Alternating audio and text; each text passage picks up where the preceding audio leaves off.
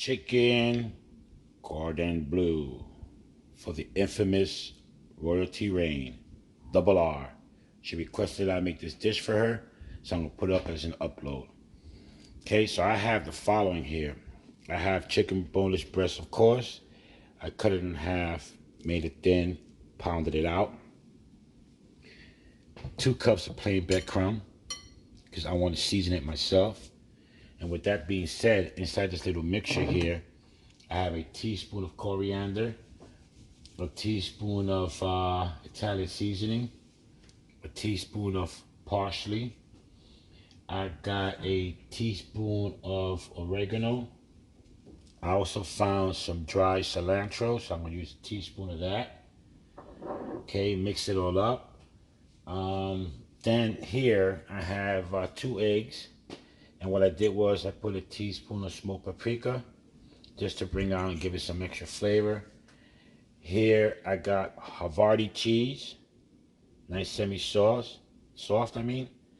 I have here Gouda, and of course some deli ham. And I think that once I prep it, I'm going to put it inside this little pan, coat it with a little bit of olive oil. Then when I turn it over, I'm going to throw some butter in there, baste it, okay, give it a nice little golden brown. And then I might do a hollandaise sauce, but I'm going to do a Dijon mustard. So does anyone have any Grey Poupon? Yes, I do. And we'll see how all this dish comes out. All right, let me start with my prep. All right, I'll start off with a quick prep. I'm not going to do everything. I'm just going to show you just the basic. We're just going to do one.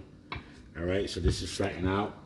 So I'm just going to grab a piece of deli ham here, nice and thin. Okay, I'm just going to measure it because you don't want to overdo it, because then you won't be able to get the little roll that you want. So just going to put it right here. Nice little cheese here. And another cheese there, okay? And basically what you're gonna do is just gonna grab it and you're gonna make that roll, okay?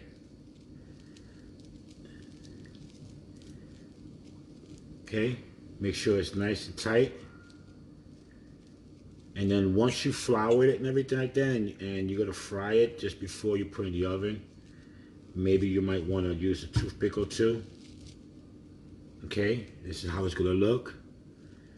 All right, so I'm gonna dip it in my little batter here that I have with the smoked paprika.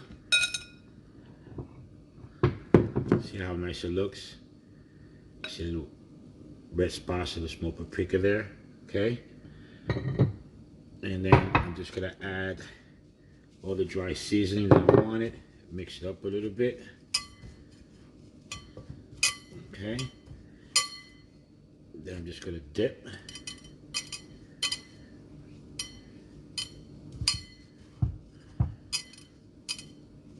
Okay. And then voila. Okay. So I'm just gonna do a few of these and I'll be back. All right, so I have them all breaded out, as you can see. Okay, and I got the pan here on medium. I'm just gonna use just a little bit of vegetable oil. Just gonna coat it just a little bit. I don't want to deep fry the sucker, okay? I don't want it to come out greasy. So I'm just gonna coat it. And I'm just gonna heat up the oil a little bit. And then I'll just put some chicken in here. All right, guys, so you could use any type of meat that you want. I use deli ham because the fam here likes it. Me personally, I'd rather use some prosciutto, okay? That would be amazing. Traditionally, people will go with provolone or Swiss. As you can see, I use a different cheese. You can mix it up however you want, even with the dry ingredients, okay? Mix it up however you want. At the end of the day, it's your recipe, it's how you like it, and it represents you, okay?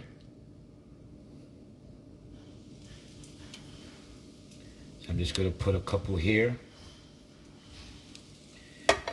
when it comes to lightly frying, sauteing, or pan searing, I always suggest not to overcrowd the pan, because what you do is you reduce the heat and your dish will come out soggy, because you want to keep that heat high. All right, so we're just going to cook this side a little bit, and I'll be back when I turn it over and we'll start basting. All right, so as you can see, it's starting to get nice and golden brown in the bottom. Okay, so this is when I'm going to put that heaping nice big chunks of butter. Okay.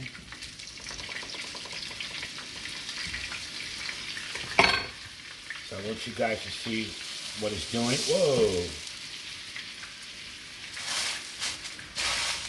That's definitely a blooper. And I'm going to lift these up just like that. The butter could go underneath. Okay. I'm going to turn these over. And then I'm just going to start to baste. Make sure they all get that nice little butter. Okay, just tilt it lightly and just keep basting. Okay, allow the bottom to cook. Then I'm gonna put it in the rack. Got the oven preset to 350. I'm gonna cook these suckers for about 15 minutes to let the cheese melt inside and the chicken on the inside cook fully. And then I'm gonna start with the plating.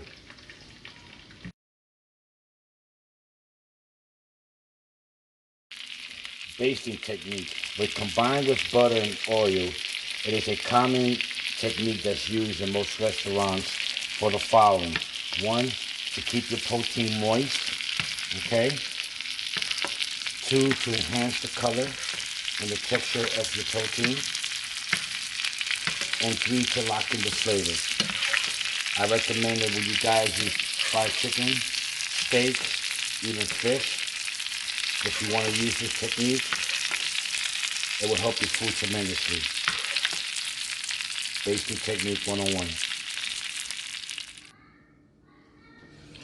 All right, so 15 minutes have passed at 350 degrees Fahrenheit. Look at these babies. Look how the cheese is melting. Okay, so I'm gonna let this set and rest for a little bit. So while that's going on, I'm going to start off with my hollandaise sauce. Just simple. Just transfer this over. Because the oven is still hot, so it's still bringing up heat here. So it's not going to rest if you keep it on top of the stove. Okay. So I have this already preheated. I got my 4 little eggs in here, so I'm just gonna throw them in there. Just egg yolks, okay? Here's 5, because I made one earlier. So, and I'm just gonna start whisking it. I have some melted butter. I'm gonna start with a teaspoon, okay? Now, do not add any salt to this at the beginning, because what's going to happen is that the salt is going to break down your egg yolk, and it's not going to keep it creamy. Okay, and you just add it at the end. So now I have my little bougie Grey Poupon. So I'm just going to add, a little teaspoon of it. Just real quick.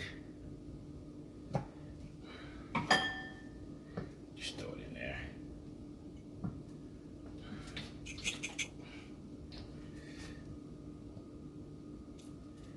Yeah. Okay. Do you have any Grey Poupon? Yes, I do, man. Surface clean. Okay. Whisking, whisking, whisking.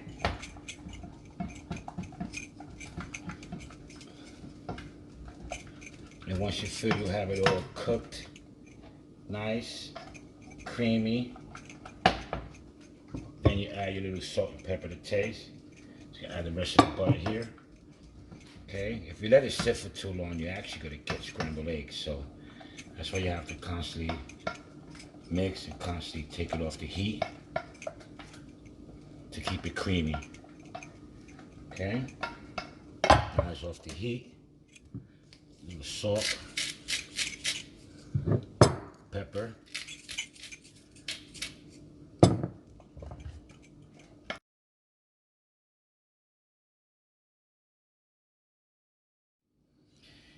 Egg separation 101. 1 egg, if you want to have egg whites or egg yolks. What I would recommend, you crack it open, put it in your hand. Okay, just slightly open up your fingers, shake a little bit, and allow the egg whites to naturally come off your hands. Okay.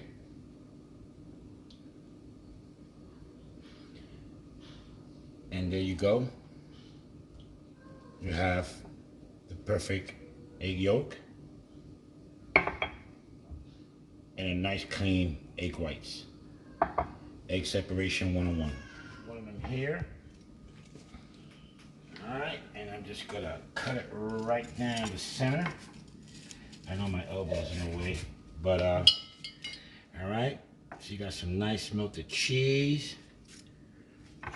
You got some nice ham. Okay.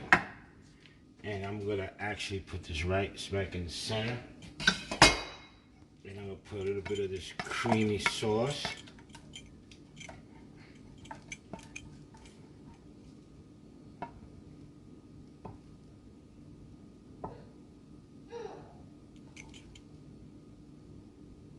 Just right on top, nothing fancy. So then this is gonna be dish number 1, okay? So we're gonna take a nice little solo shot there, okay? All right, so there goes 1 there.